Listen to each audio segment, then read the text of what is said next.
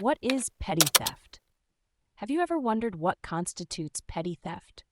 It's a term you might have heard in the news or in movies, but what does it really mean? Petty theft is essentially the act of taking someone else's property without their permission, but with a key condition. The value of the stolen property must be below a certain threshold.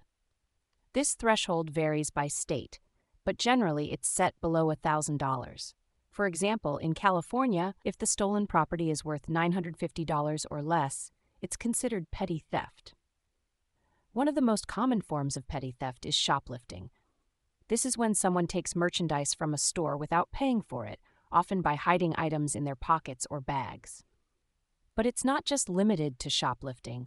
Other examples include switching price tags on items to pay less, eating food or drinking beverages in a store without paying, or even sneaking into a movie theater without a ticket. Another important aspect is the intent.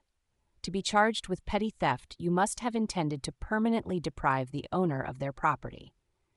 This means if you took something by mistake or without the intention of keeping it, it might not be considered petty theft.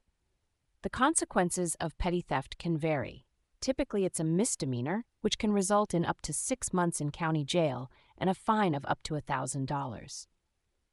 However, for repeat offenders, the charges can sometimes be elevated to a felony, which carries much harsher penalties. If you're accused of petty theft, it's important to understand your rights and potential defenses.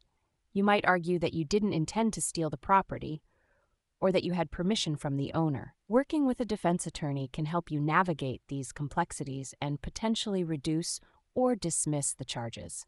So the next time you hear about petty theft, remember it's not just about the act of stealing.